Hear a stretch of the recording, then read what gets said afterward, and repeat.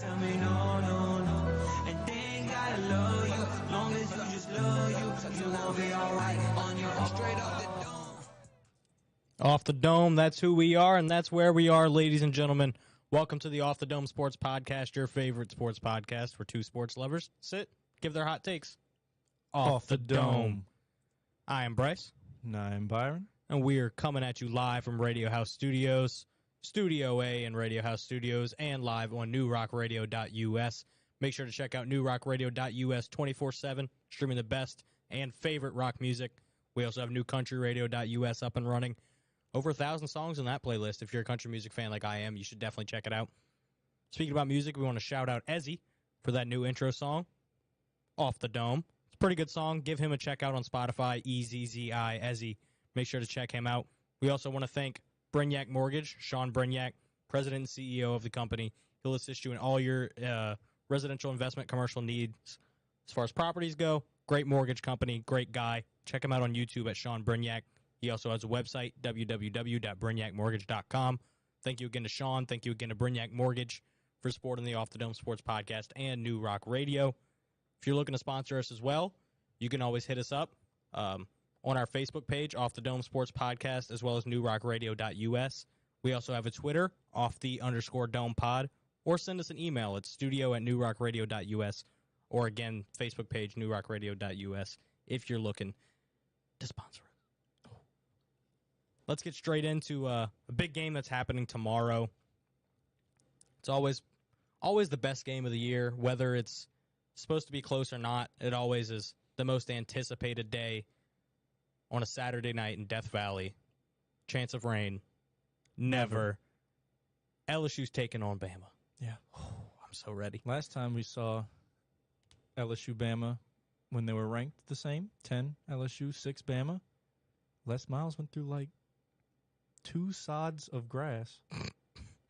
Just chewing it all up. And we won. Ooh, good stat. Good stat. So like he said, entering this matchup tomorrow, 6 p.m. in Death Valley, LSU's ranked as number 10. Bama's ranked as number 6. That is due to the newest college football playoff rankings that came out just a couple days ago.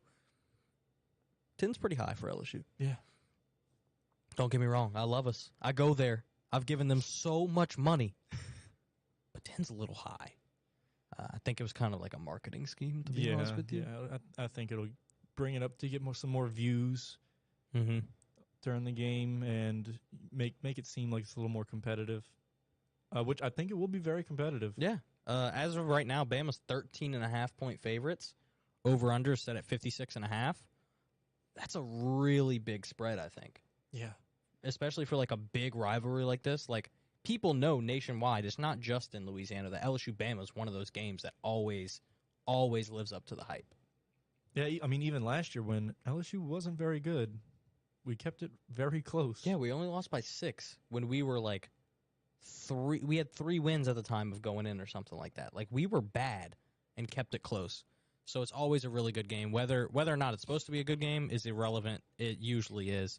So I'm really excited for this one.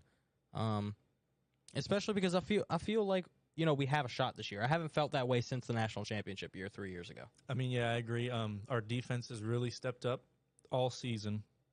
They've been constantly, pressuring the quarterback, stopping the run, stopping the pass.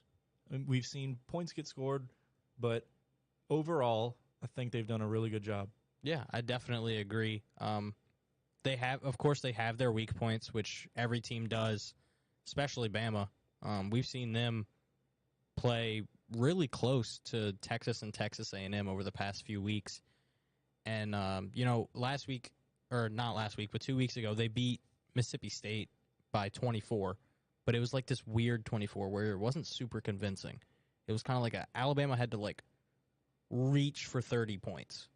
And Mississippi State kind of had, a lot of fourth downs that they just barely missed or had a lot of things not go their way, so it could have been a lot closer in the end. So I think we're definitely seeing a Bama team that isn't as strong as they usually are. Yeah, definitely. Especially to see them ranked 6. Mm-hmm. It's been a while since they've been ranked that low. Yeah, and, they have that loss to Tennessee, which that game could have went either way. It was one of the most exciting games I've ever watched. I watched almost the entire game, and Man, that was a good one. And then right after was a very exciting LSU Florida game. Mm-hmm. Yeah, I mean, that was a good week in college football. This week should be another good one. We've got us versus Bama as well as Tennessee versus Georgia, a 1v3 matchup in TCU, Athens. Texas, Another undefeated really TCU going to Texas. Yeah, I mean, this weekend in college football is going to be a fun one. So if you're a college football I'm fan, sorry, they play Texas Tech. They play Texas next week. dang, that would have been a really good 3-line Yeah. matchup. But going back to those weak points for Bama, Bryce Young hasn't been all he was cracked up to be, in my opinion. Yeah, I mean, he's been injured. Like, he's been in trying to play through it as well. He hasn't been, but he hasn't been as outstanding as you would expect from a Heisman Trophy winner. So I think LSU can definitely expose that. Like you were saying, our defense has been playing great pretty much all season. Last time we saw LSU play, it was in Death Valley, and we beat number 7 Ole Miss. Well, they were number 7 at the time. Now they're 11. But still, we beat Ole Miss, a team that was undefeated. The line wasn't in our favor, the line was in our favor, and we lived up to it. So this is an LSU team that's definitely getting hot, looking a lot better than they have. Beat Florida really well, beat Ole Miss really well. I think this is gonna be a really exciting game tomorrow. Yeah, I agree. Another good matchup that I'm looking forward to this weekend: Texas and Kansas State. Ooh, that should be a really good one. Hopefully Kansas State can pull that one out. And, just for my personal opinion, horns down. You going to bet on them? We'll get to betting in a little bit. Don't you worry.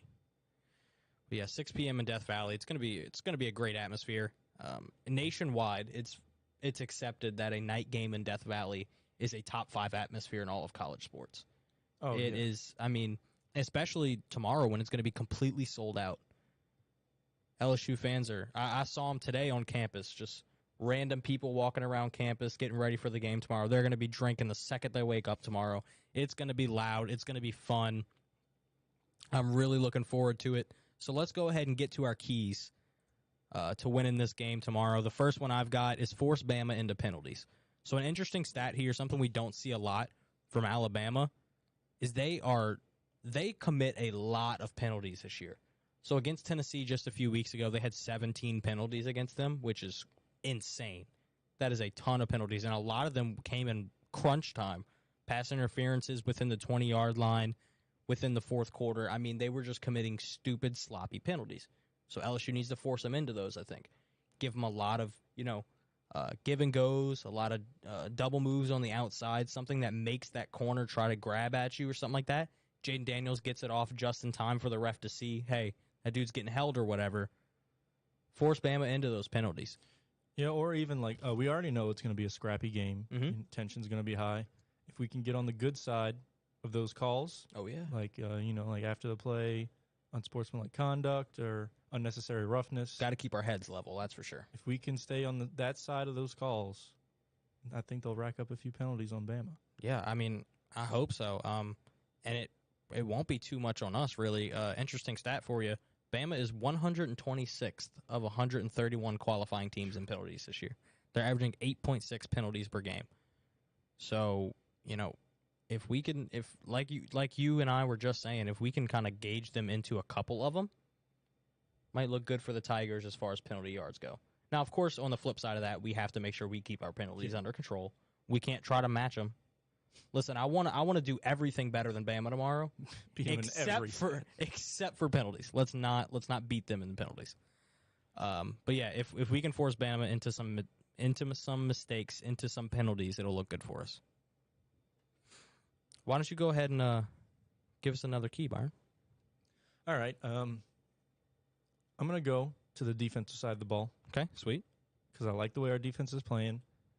I think if we can have Bryce Young start slow, I think we can keep him slow. Yeah. Meaning, force him to make some mistakes early. He's going to be thinking about it all game. It'll get stuck in his head. Because we've seen him, once he gets flustered early in the game, he kind of slacks off. It makes even more mistakes. Yeah. And I think if we could do that, we can really capitalize on him and win this game. Yeah, he's definitely shown he can make some mistakes this year. He won the Heisman last year, so he was a great player. But this year, it's almost like he's taken a step back. And, of course, that could be due to injury. He's only played 6.5 games, missed 1.5 due to injury. Yeah, and also he doesn't have the receiving core like we were used to seeing in Bama. Right. And it's not to say they have bad receivers by any means. They're Bama. They have good receivers. Jermaine Burton, Jameer Gibbs is their running back. But he's not only a running back, he's really, really good in the pass game as well. So we're going to have to pay attention to him. But it's not like they have that one big name that you're used to seeing every year. Just a couple of years ago, they had Devonta Smith win the Heisman. Before him, they had Jerry Jeudy, who was there, and he ended up being a really high pick in the draft. Henry Ruggs went first round. Back in the day, they had Julio Jones, Amari Cooper. I mean, the list goes on and on for Bama. So I think kind of exposing the fact that they don't have that number one All-American pro-ready guy is going to be big for us. And kind of building off of what you said, we got to start fast on the offensive side of the ball, too. Yeah. Something else I was considering is be unpredictable. So we don't want to be that football team that starts the game run, pass, like every other team. Like, you can't. I mean, unless it's working. I mean, if it's working, sure. But you can't start the game doing exactly what they expect you to do. Yeah, we've seen. You have to be unpredictable. We've seen previous games against Bama where we just continue to do the same thing, and we're just sitting there screaming at the TV. Call a different play. Yeah, like I think Denbrock, Mike Denbrock, our offensive coordinator, came from Cincinnati last year, who ended up making the college football playoff. He's done a really good job over the past few weeks, I would say. He started off the season pretty slow, but I think what LSU is really finding out right now is the chemistry's coming together. I think the chemistry was off, and that's going to happen when you have a brand new head coach, offensive coordinator, defensive coordinator, quarterback, receiving core, running back. I mean, we were starting from scratch, basically. I don't know how we are where we are. Yeah. We should not be number 10 in the country based on all of the factors that play into the season, but we are. And whether you live in Baton Rouge or California or New York, if you're an LSU Tigers fan, you have to expect them to win, no matter what the case is. And I'm going to say it right now, I expect them to win tomorrow because that's what we've grown up to know. Yeah. Is that the Tigers can win any game that they're in. Yeah, you can never count out the Tigers. So, just start off fast, don't be predictable, and we cannot afford to go down early against Bama. We went down early against Tennessee, and they smoked us. We went down early against Ole Miss, and we came back. But Ole Miss and Bama are two different beasts this year. Bama's closer to Tennessee's level than they are to Ole Miss's. So you got to make sure you don't start off slow. It's okay if we go down one score and we can fight back, kick a field goal or whatever. But if you go down 2 touchdowns to Bama like we did against Tennessee, I don't think there's any coming back from that. Buddy Rebo in the chat. What's going on, Rebo? Bama doesn't have guys at receiver. Their receiver with the most targets per game is around 12, and Gibbs has over 20 on average. Yeah, good. Thank you for backing us up, Rebo. Usually you and I don't agree on a lot. Glad we agree on this one. Bama's receivers are not top tier like they used to be. I think we have a shot. Yeah, I'm sure he'll get on you later, though. Oh, he'll get on me about something that I say during this podcast. There's no way that Reese stays positive with me. I can't wait. So, point of emphasis tomorrow, Jaden Daniels. You got this. Yeah. Be confident. Be confident. I know you're listening right now. I know he does. All of the SEC that's not an Alabama fan has gotten your back Saturday. Yeah. I mean, listen. Nobody except for Alabama wants Alabama to win. And Jaden Daniels has really picked up his play over the past couple weeks. He's playing really, really well. He's beating Bryce Young in almost every statistic. They have the same amount of touchdowns. He has less interceptions. He has more pass yards. He has more rush yards. He has a better completion percentage. Jaden Daniels is playing better than Bryce Young this year. Play like you're the better quarterback. Be confident. He has all the talent in the world, and I think it's going to pay off tomorrow. Going straight into my score prediction, I have LSU beating Alabama this weekend, 32-28. Go Tigers. I love the confidence. Let's go. But I have LSU scoring 21. Don't do it. And don't do it. Bama scoring 17. Let's Tigers go. win. Go Tigers. I love it. Both have LSU winning tomorrow. Hey, I don't care if it's homer picks. I don't care if it makes sense for us to pick the Tigers to win. I'm picking the Tigers to win. I go there. I live there. I bleed purple and gold. Go frickin' Tigers, baby. Seems like we do this a lot with our score predictions. We both have them winning by 4. We always have them winning by the same amount, just different scores. Yeah, you always just pick a higher score than me. Yeah, I do. I like high-scoring games. I'm an offensive guy. Me too, but I'm an offensive guy. And the over-under's at 56. Last time we saw an over-under set for a Bama game, they beat it by like 100. It was at like 66, and they ended up Tennessee and scoring, like, Bama 109 combined for points. 100 and something points. So it should be a fun weekend in Death Valley, and hopefully it's a fun Monday night in the Superdome. Skipping Sunday. Yeah, we're skipping Sunday because we'll get to Sunday later, but none of our teams are playing. Because they know, they worked this out earlier. They know Mhm. Sunday, all of Louisiana is going to be celebrating Saturday night, and they need a day to recover. They need a day in between Tigers winning and Saints winning. So gotta give Tiger fans Sunday off. That way they can recover and watch the Saints go into the Superdome on Monday against the Ravens. Yeah, they're thinking about the well-being and health of Louisiana. Yeah, we need it. So, like we were saying, Monday Night Football in the Dome. We've got Saints versus Ravens. Saints are opening as underdogs right now, plus 2.5. Over-under is set at 47.5. So, I think both teams are coming off of pretty good wins. Saints 24-0 shutout against the Raiders last time we saw them. Can't complain about that. Literally nothing to complain about in that game. I guess we could have scored more points, but we won 24-0, so nothing to complain about against that one. Shut down a really good Raiders offense. But we're playing a really good offense on Monday.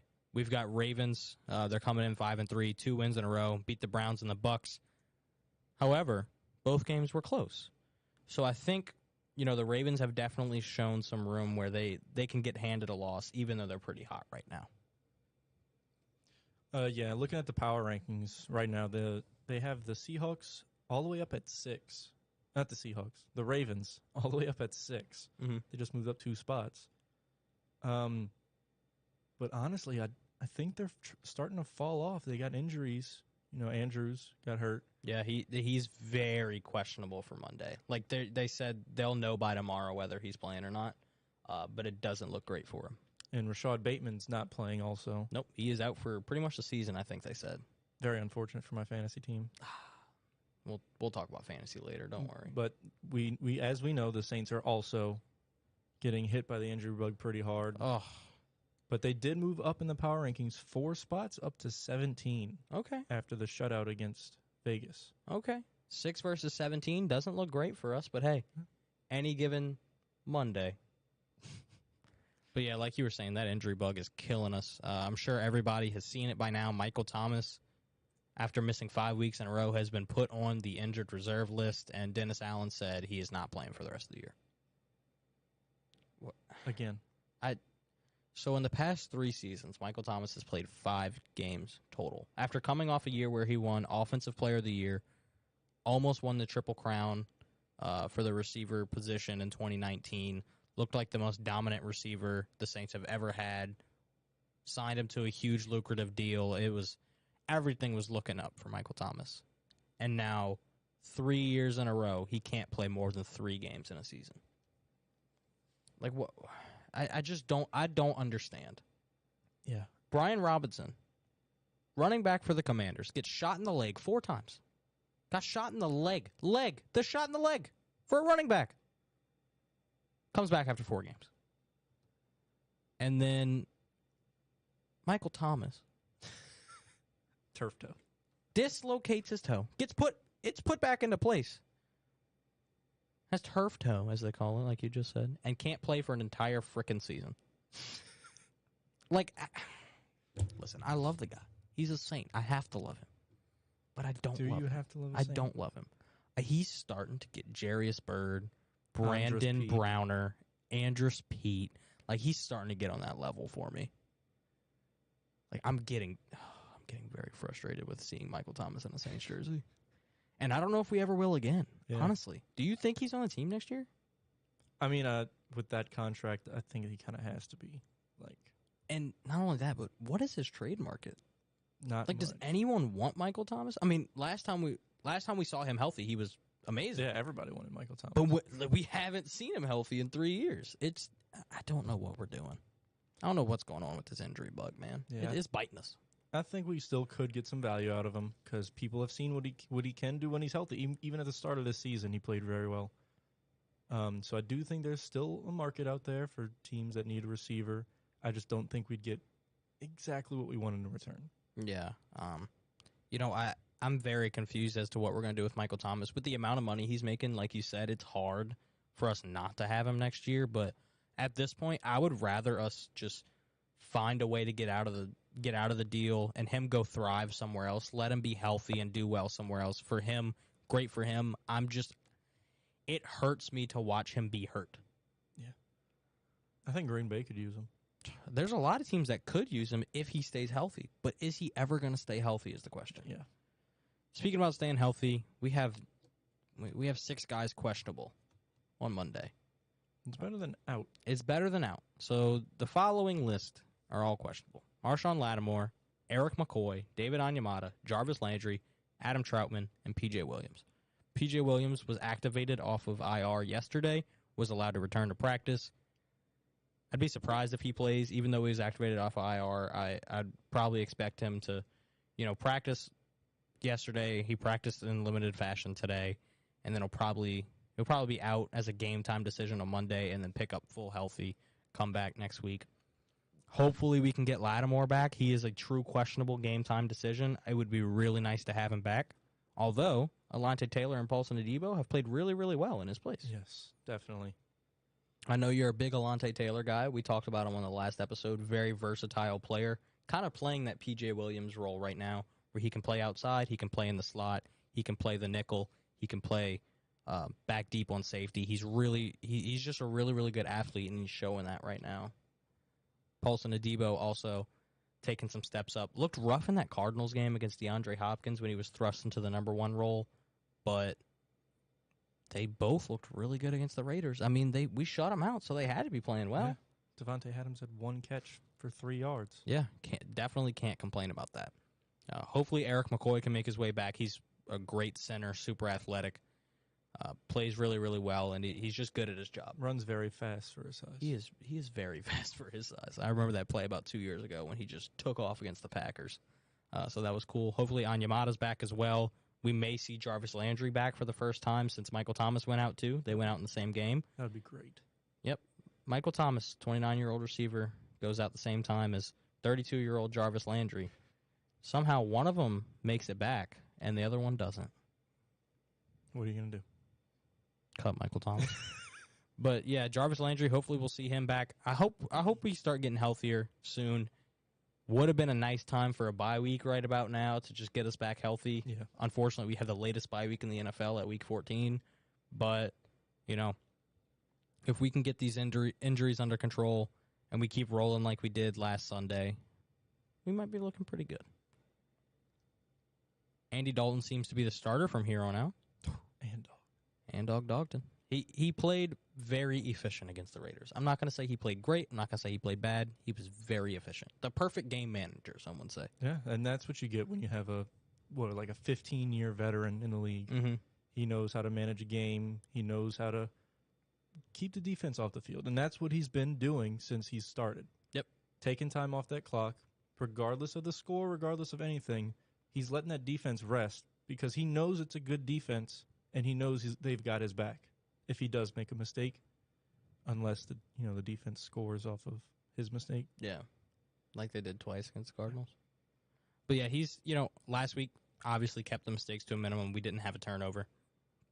If we could do that again on Monday, I feel pretty good. When's the last time we didn't have a turnover in a game before last week? Not all season, that's for sure. But, I'm feeling like if we can get these injuries under control, next man up mentality, let's get those guys out there.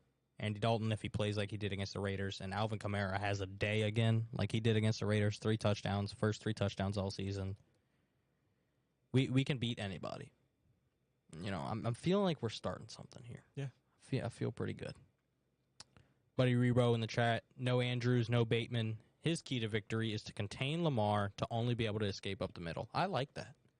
When Lamar gets to the sideline, he's dangerous. He's gone. Yeah. But if we can force him up the middle into guys like Demario Davis or one of my favorite players on our entire team right now, Pete Werner, I mean, he's leading the league in solo tackles as a second-year linebacker. He's such a good form tackler. He's so, he is the definition of a fundamental football player.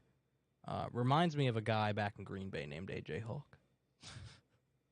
But yeah, I really like Pete Werner. He's really, really good. He's pretty decently athletic as well. Coming out of Ohio State, we love Ohio State guys. Yeah. So, if we can force Lamar up the middle into guys like that, and if Anyamato's back, Anyamato will get a hand on him as well. He's really, really good at what he does.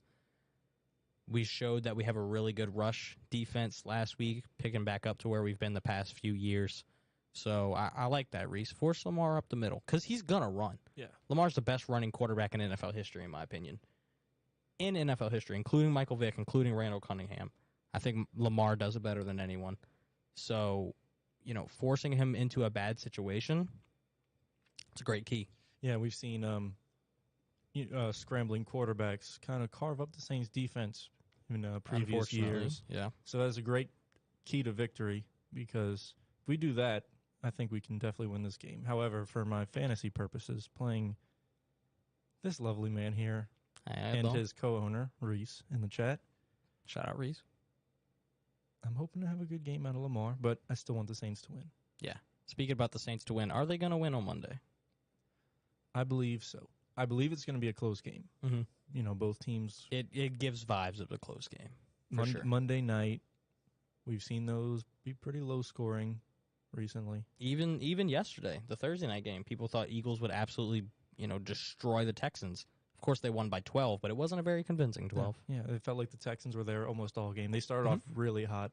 Until the fourth quarter, Texans could have won it. Yeah. But yeah, what are we looking like for the score on Monday night?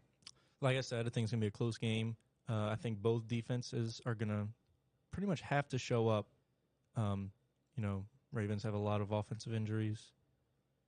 Saints kind of got a lot of defensive injuries, but our backups have been playing very well. Yep. I have the Saints winning 20-18. Ooh, that's a low score, as opposed to like what the over/under is at. But we've seen primetime games go super low, and that's why I'm doing it. Yeah, I wouldn't be surprised. I have it a little bit higher scoring, and once again, I have the deficit the same as you. We had 4 for the LSU-Bama game. We both have 2 for the Saints-Ravens game. You have the Saints winning. I have the Saints winning as well. Saints 26, Ravens 24. I said it against the Raiders, and it didn't end up happening, but I could see Will Lutz pulling one out for us, hitting a game-winning field goal. Wouldn't mind it being that way, but I also wouldn't mind us absolutely destroying them too. So, I forgot we both gave a rundown of how the last drive. Yeah, we did. We went into like a 5-minute rundown, and none of it made sense because we ended up shutting them out. Yeah. But, I think as long as we can keep Justin Tucker under control from hitting like 66-yarders on us, so we should be good. But yeah, I like the Saints on Monday. Sounds like you do too.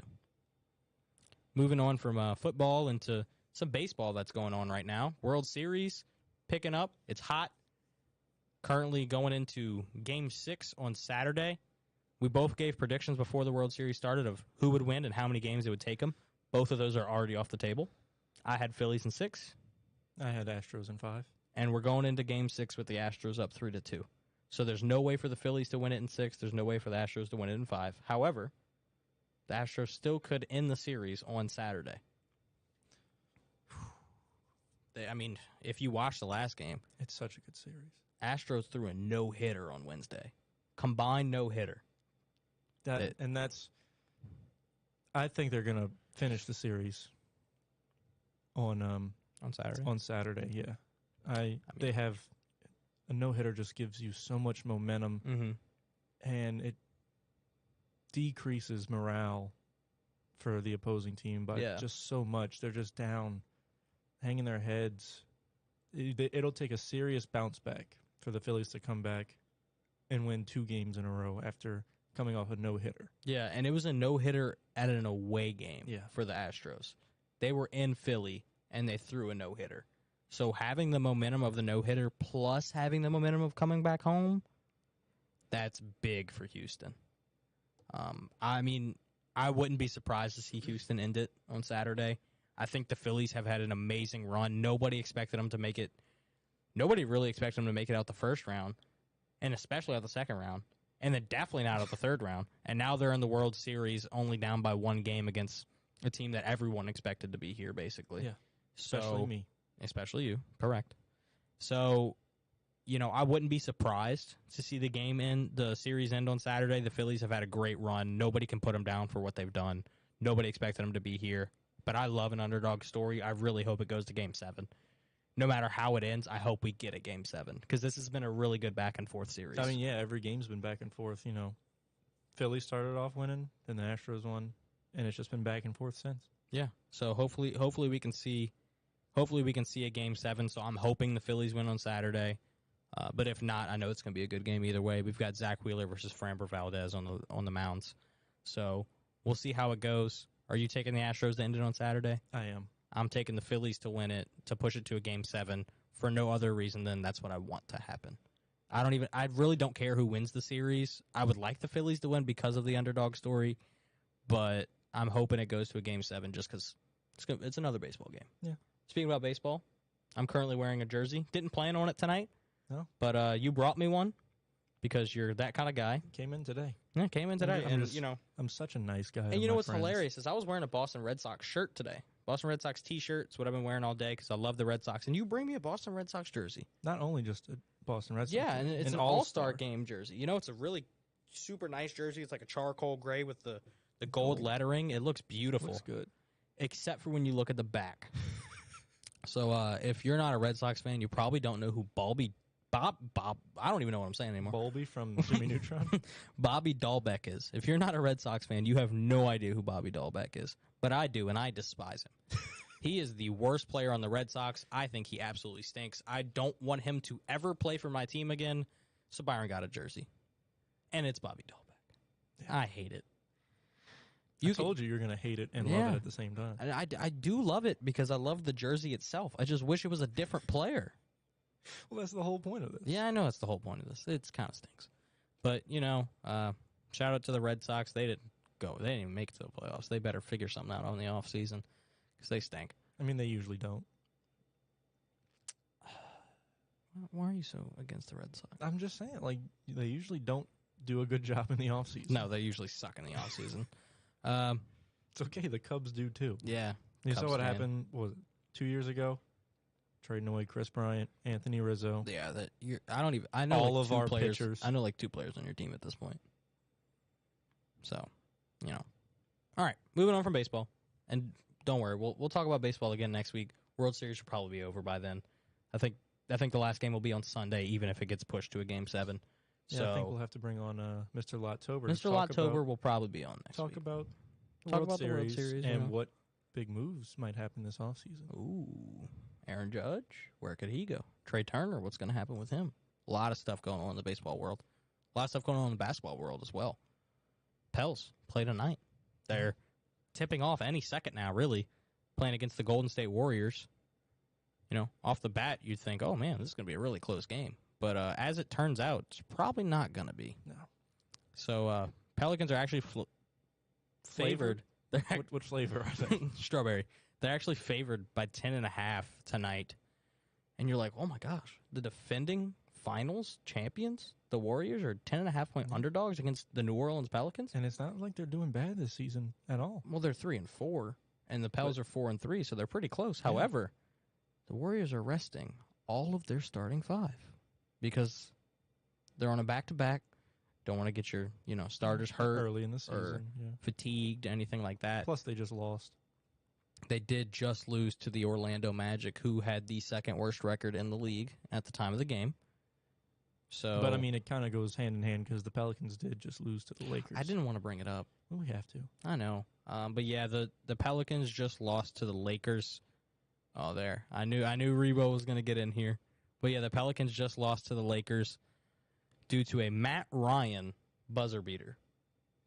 Matt Ryan is a player for the Lakers. The quarterback for the Indianapolis Colts came on and hit a buzzer beater against New Orleans. There's something about Matt Ryan's in New Orleans, huh? Matty Ice. The Matt Ryans just hate us. Unfair to me. Losing to the Lakers hurts so bad. Because we were talking so bad about them. They're probably not in Lakers fans' eyes, but in Pelicans fans' eyes, Lakers are one of our biggest rivals right now just because of the whole AD thing. Yeah. Because we traded him there and we got all their good players and we have all their picks and all the trash talk that happens. The Lakers are one of our biggest rivals right now, and we lost to them, which stinks. And they stink. They're not going to be good this year, but the Pelicans will be, and I have hope and faith. So let's go over what Rebo is saying in the chat here. He's blowing it up. Oh, he's still going. He's blowing it up with writing some an essay. He is, he's been out of school a while, and he still likes to write papers apparently. So I'm gonna go ahead and read these.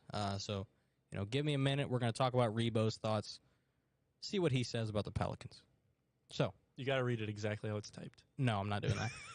And quote: when they play weak centers like the Hornets and put up 30 and 17, that doesn't even.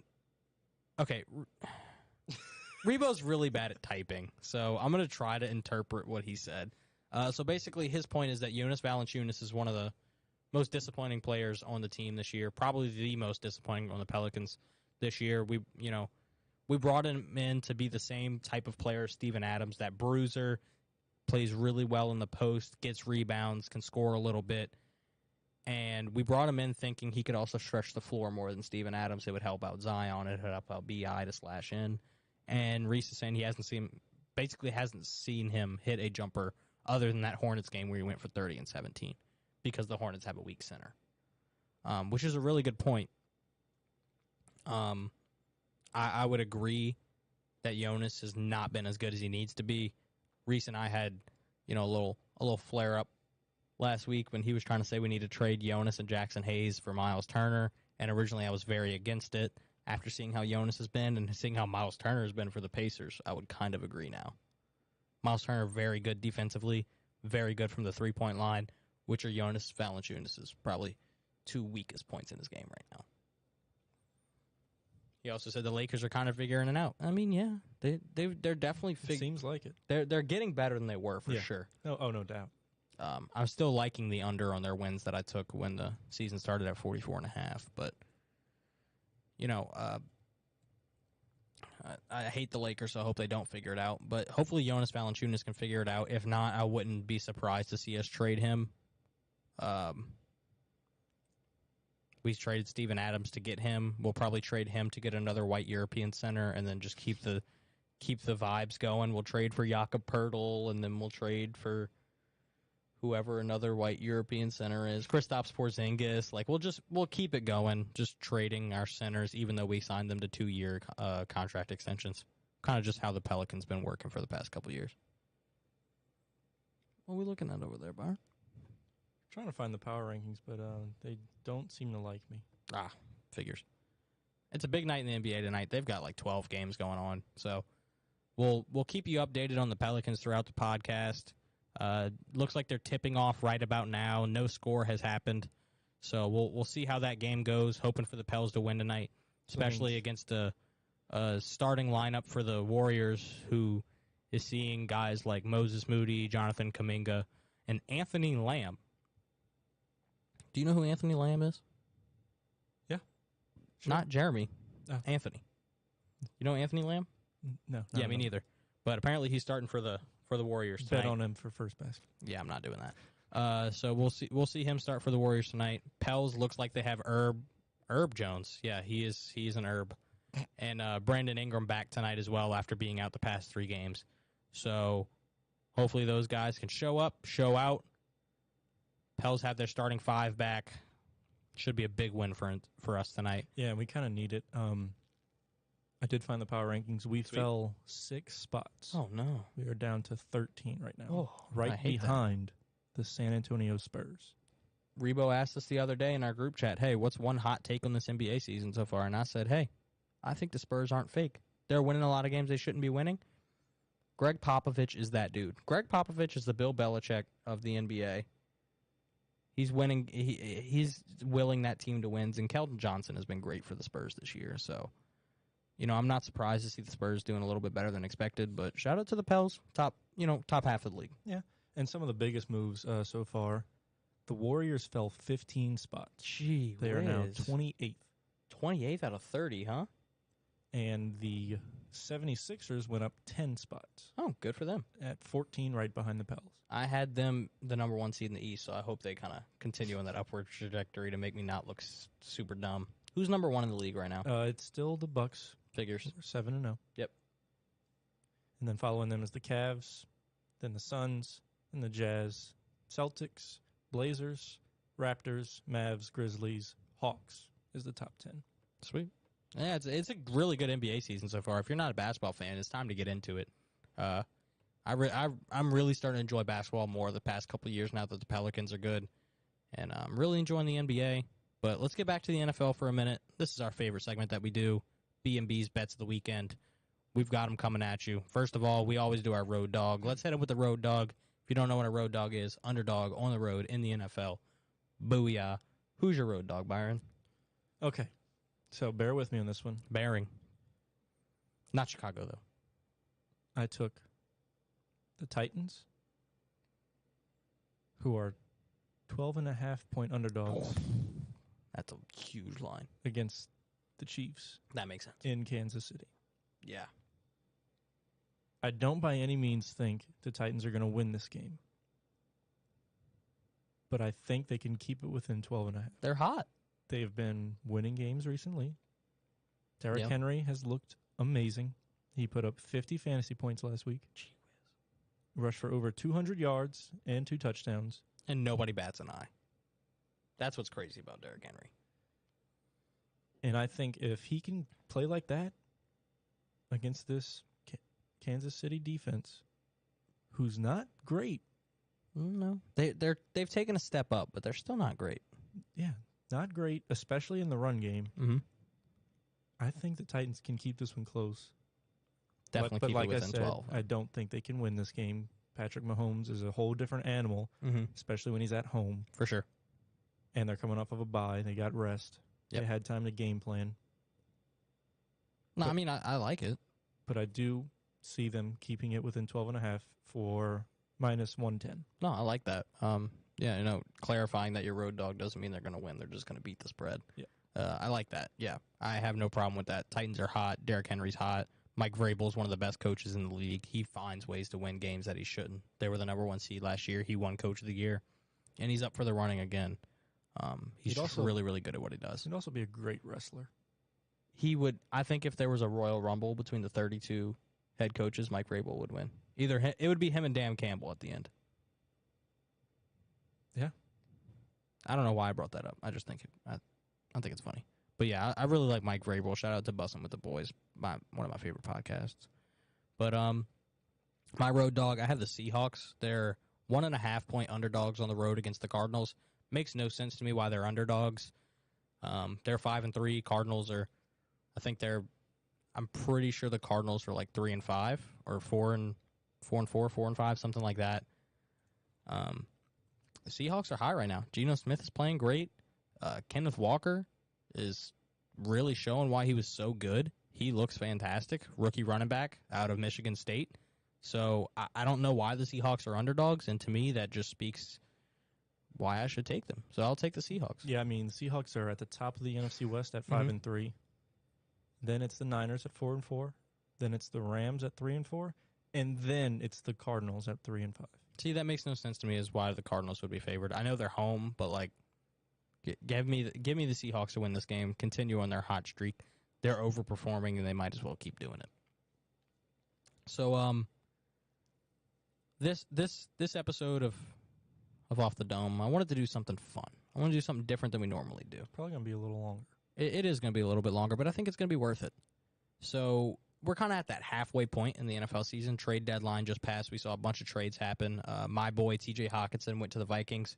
I think that's a great move for the Vikings. I think it's a good move for T.J. Hawkinson, too. Gets him more scoring opportunities, in my opinion. Gets him a better quarterback, better weapons surrounding him. Yeah. It just makes sense. We also saw guys like Roquan Smith get traded. So it was a big trade deadline. But one of the biggest that I think people are kind of overlooking it, not seeing the value that it's worth. But Calvin Ridley to the Jacksonville Jaguars, if he can come back next year, it's going to be dangerous. Yeah, I mean, we're seeing that offense really find themselves this year, and I think adding another weapon like that will make them a very good team. Yeah, he's not going to play the rest of this year, obviously, because he's suspended for betting. Interestingly enough, he bet on the Falcons to beat the Jaguars last season. and now he gets traded from the Falcons to the Jaguars. So, Yeah, weird how that. poetry. Yeah. But yeah, you're right. That's a really underrated trade. If Calvin Ridley can come back healthy, both mentally and physically, because we know that's why he was out a couple of years ago, and he was able to bet on games, is because he was out due to mental health issues, which hopefully he's getting better with that. But I agree. I think with this Jaguars offense, the Jaguars are, they're 2-6, but they're playing better than a 2-6 team. They started the offense- season so hot. Mm-hmm. The offense is playing really well. Christian Kirk has been playing great for them. So getting another weapon on that team could be really good for Jacksonville. But like I was saying, we're kind of at that halfway point in the season. Things are starting to heat up. So what we wanted to do is give an update on the awards. Who's going to win all the awards in the NFL, and who would we actually put money on to win these awards? So we're going to go award by award. There's 7 total. We're going to go through who we would bet on at this point in the season to win. So, starting off, let's go from bottom to top. Starting off from Defensive Rookie of the Year, Ooh. I think this one's a pretty obvious choice for me. I expected it when he got drafted because he was the best defensive player in that draft, and he's showing why. Ahmad Sauce Gardner for the New York Jets. Dude was so confident in his abilities. He took a cheese head when they beat the Packers, put it on his head, and started waving at Packers fans. I like that. I like that moxie. Yeah, he has his own sauce. He has his own sauce, and it's really good at Buffalo Wild Wings. I love Buffalo Wild Wings, and he is my favorite sauce, the sauce. So They should sponsor us. they should. Oh, Buffalo Wild Wings. That would be amazing. Just eating wings. Just eating wings on the Off the Dome Sports Podcast. But yeah, I'll have Sauce Gardner winning Defensive Rookie of the Year. He is fantastic. I have Tariq Woolen. Yeah, he's really good. Yeah, we haven't he started the season kind of quiet, but throughout these games, he's really stepped up his play. Yep. shutting He's people really down. fast. Super, super fast. That was his thing coming into the draft, is he was just a really, really fast guy. But he's shown his fundamentals work too. Tariq Woolen, cornerback for the Seahawks. So, yeah, he's good. I like that pick. I'd say they're probably going to finish 1 and 2. Yeah. Or at least top 3. Offensive Rookie of the Year. I wanted to go with my guy Dameon Pierce. He's on my fantasy team. Before coming into this season, he was one of my favorite players. I knew he was in a good situation.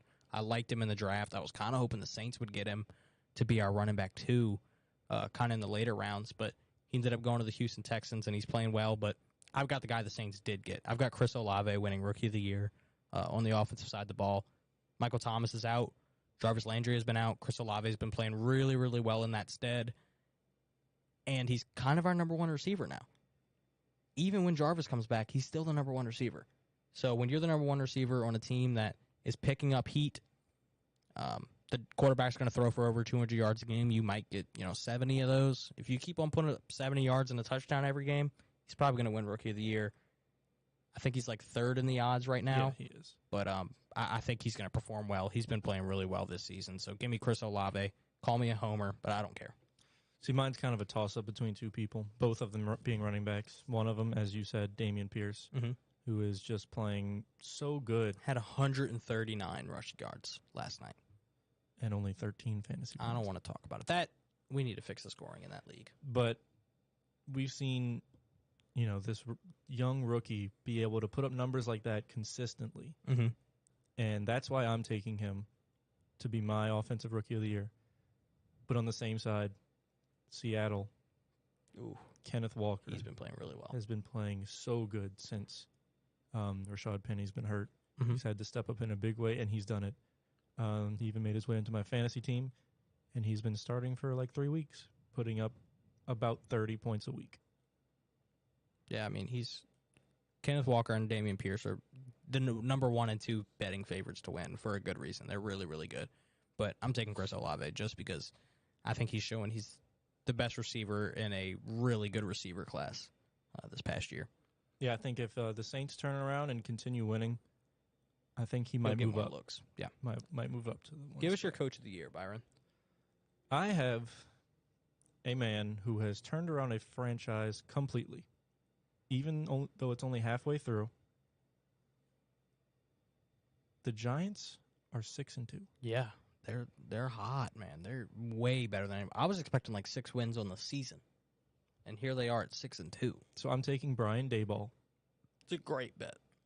who has really turned around this franchise in just one offseason. Yeah, coming from the Bills, we knew he was going to be a really good offensive mind, but that defense is playing really well as well. So, you know, Brian Daboll is a great bet. If the Giants can make the playoffs, I have no doubt in my mind Brian Daboll will finish top 3 in Coach of the Year voting.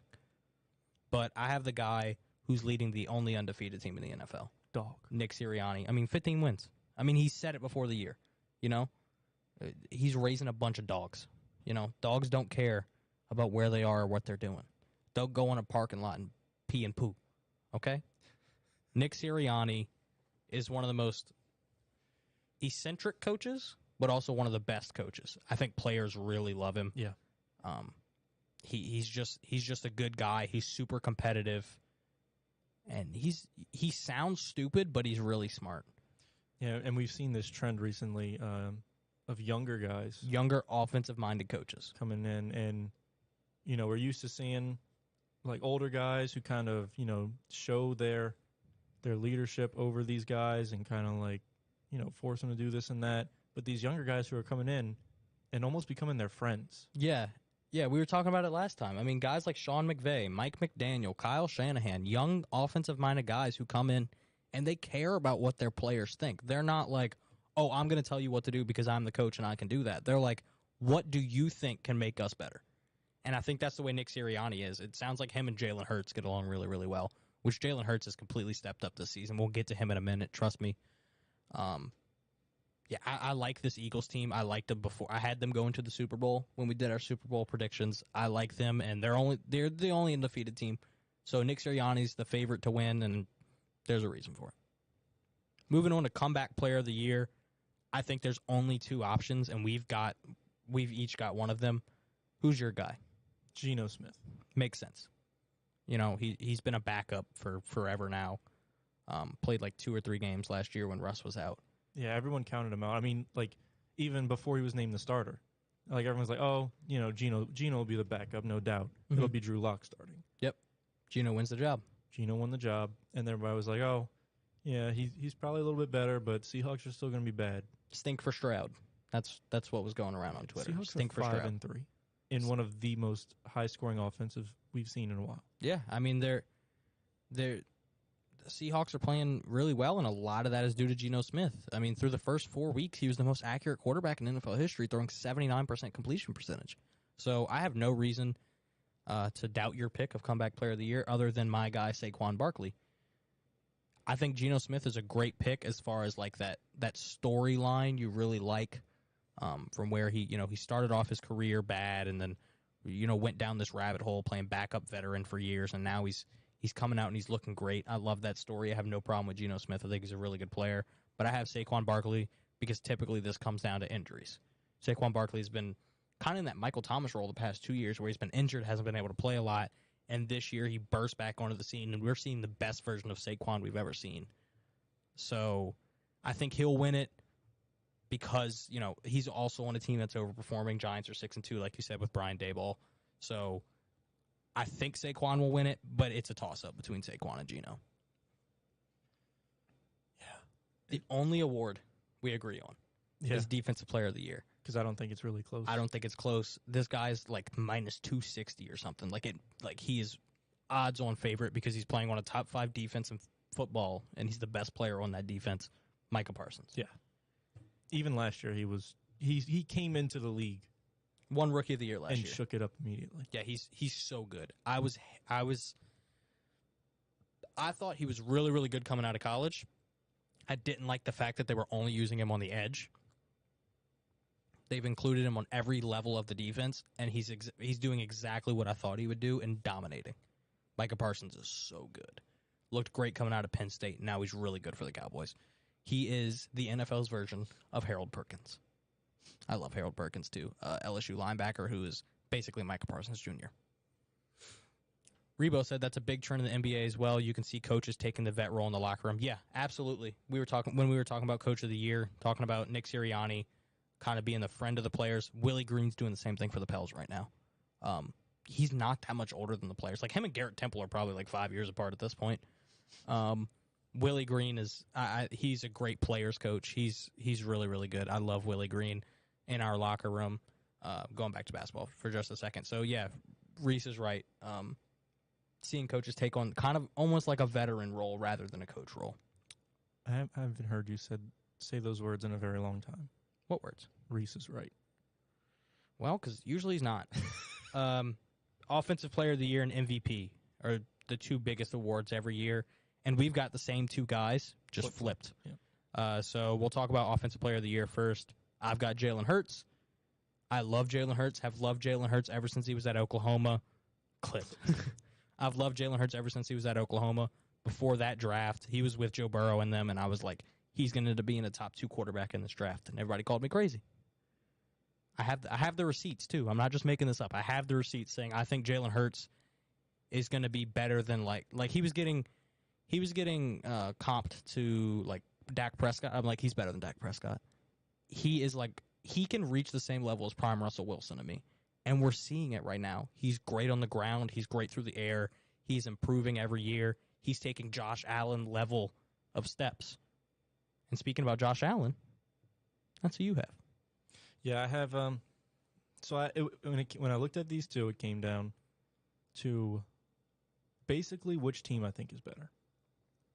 Which is why I have Hurts for MVP and Josh Allen for Offensive Player of the Year. They're the two best quarterbacks in the league right now.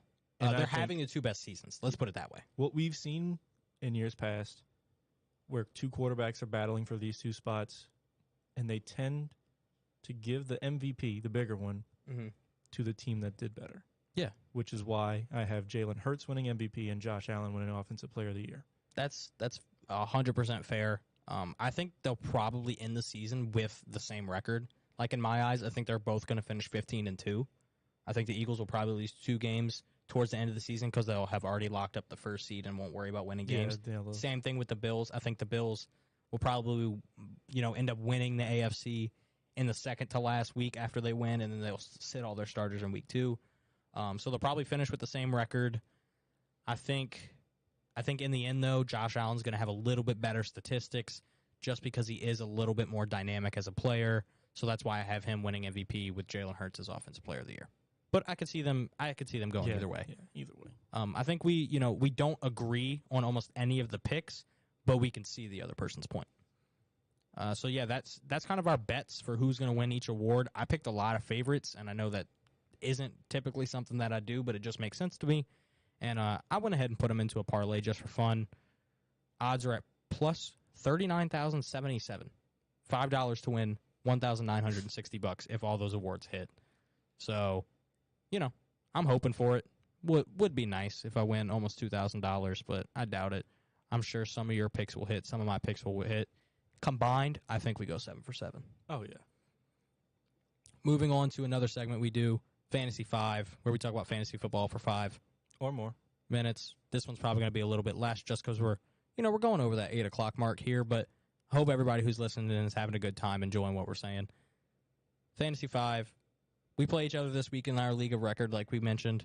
It's not looking great for us. We had Devonta Smith last night, who had 2 catches for 22 yards. Not super fun. Not 25 yards either. Nope. We both missed a parlay due to that. But, you never know what can happen in fantasy football. That's why we want to talk about our fantasy MVP. My fantasy MVP this week is a guy who's on my team. I have to hope for it because I need to beat you. I'm hoping for Dalvin Cook to have a huge day on Sunday against the Washington Commanders. He's projected for 23.1 points. Commanders are 18th against fantasy running backs. Dalvin Cook is one of the hottest running backs in the league. He had something like 30-something points last week, I think. I don't know the exact number. 33.1. There it is, 33.1. So, let's repeat it again, Dalvin. Get some points, get some touchdowns, get some yards, some receptions. Do whatever you need to do to win the game and win me this week in fantasy. Dalvin Cook's my fantasy MVP. Or we cannot do that. Good point. I was in a toss-up again between 2 players, both of them being running backs. I decided to not go with my player because I've seen myself do it before and them not perform well. That's probably what will happen to me. So I was going to go Kenneth Walker playing Arizona, but instead I'm going to go with Soundman's running back, Ooh, shout out Soundman. We haven't talked about him at all because he's not here. We have Soundman Jr. in the back. Soundman Jr., Lil Soundman. Little Soundman, little Soundy in the back. Shout out to Peyton for running the sound tonight. We appreciate you, bud. But yeah, I have his running back, Aaron Jones, is going to Detroit to play the Lions, Not my Lions. who have a pretty bad defense. The worst. And Aaron Jones is projected 24.5 points, and I think he can do better than that. He scored 27 against the Bills. Who have a really good defense.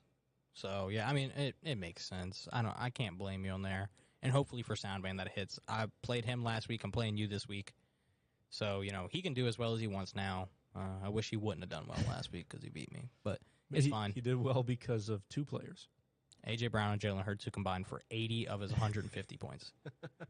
So, before we get into our last segment where we're going to pick all the NFL games, something we like to do, just an update on the Pelicans game. Currently down 23-21 with 3 minutes left in the first quarter. How's JV doing? So, Jonas he's 2 for 3 with 6 points, 2 for 2 from the free throw line. He's got 2 boards. That's his only stats, really. So, he's not playing terrible.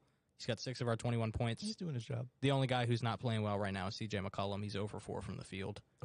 He's got 4 boards and 2 assists, but he has no points. So he's kind of looking like how Josh Hart used to. And we're letting Jordan Poole cook us. He's got 8 points in the first quarter. Yeah, he's on a mission this season. He just got punched in the offseason pretty hard. Mm-hmm. And, he's playing well right now. He's probably going to win 6th Man of the Year. So, shout out to Jordan Poole, I guess. But hopefully the Pelicans can pull this one out. They're only down 2 in the first quarter. I'm not worried about it. Yeah, plus they're playing a team that won't have a lot of depth, being they're resting their 5 starters. No. Off the bench, they've got guys like Ty Jerome and Javonte Green. Jerome. All right. Hopefully the Pelicans can win that one. But speaking about winning, we're going to pick who's going to win every NFL game this weekend off the dome. It's what we do. We're going to make this quick. Don't want to think about it too hard. Byron, I'll give you the games. We pick the winners. First game. Quick and correctly. Yes, I will be 100% correct. You will probably miss 2. Chargers at Falcons. Chargers. Miami at Chicago. Miami. Carolina at Cincinnati. Cincinnati. Green Bay at Detroit. Detroit. I said it. Go Lions. Indy at New England. New England. Bills at Jets. Jets. Bills. I wanted to say it so bad. Vikings at Commanders. Vikings. The Vikings? I agree. Vikings. Raiders at Jacksonville. See, this is the first one that I think could be a very close game. This is the first one I think is going to be a really good game. 2 teams that underperforming for sure. Yeah, recently Based underperforming. Yeah. I got to go Raiders. They're coming off a shutout. They're probably really mad right now. And I'm taking Jacksonville. Seattle at Arizona. Taking Seattle. They were my road dog for a reason. Los Angeles at Tampa Bay. Probably be a pretty good one, too. They both are underperforming as well. I'm going to go Tampa. I'm going to go with the Rams. See, there's our 2 games that we disagreed on. There's the 2 where you missed. Well, we also disagreed on Green Bay and Detroit. Oh, true. So you're not going to go perfect. No, you're just going to miss 3. But yeah, both those teams stink. I'll go with the Rams. Cooper Kupp's back. Titans at Kansas City. Kansas City. And there is our NFL games. Obviously, we already picked the Saints earlier, so we gave you a rundown of all this week's games. Eagles won last night. Saints are going to win on Monday. Those were our Sunday picks. We want to thank everybody for listening in. Whether you're watching live on Radio House Studios, listening in on newrockradio.us, make sure to check us out on social media, Off the Dome Sports Podcast on Facebook and YouTube, as well as on Twitter, _Dome Pod. Before we head out of here, want to give a shout-out to Sings and Strings. It's coming up on Sunday. If you're in the Garyville, Louisiana area, make sure to check out Sings and Strings, put on by one of our mutual friends, Peyton, a really good guy who's really, really involved in the community and really likes to do things for people, such as put on the Sings and Strings Festival. It's going to be great. In your home city of Garyville. Garyville North. Let me stop you right there. The village of Gary. Garyville North is where I'm from. Mm-hmm. This is happening Sings in... and Strings will be in Garyville South. Okay, but all Garyville, all the same. No. Fine. But yeah, it's going to be great music, great food, great atmosphere. You knew what I was saying. But yeah, if you're in the Garyville area, go ahead and check out Sings and Strings on Sunday. I think it's like 11 to 8, so they'll be out there all day. It'll be a fun time. You'll probably catch at least one of us. Musician over here will probably be playing something up. So make sure to check out Sings and Strings. Thank you for listening to the Off the Dome Sports Podcast. We had a great time. Always do. Highlight of the week. And check into our social media to see when our next episode will be. We don't know 100% right now, but we'll definitely let you know on there. Only way to find out, follow us on Twitter, follow us on Facebook, Off the Dome Sports Podcast. Thank you for listening in. We appreciate you. We love you, and we'll see you next time. Straight up.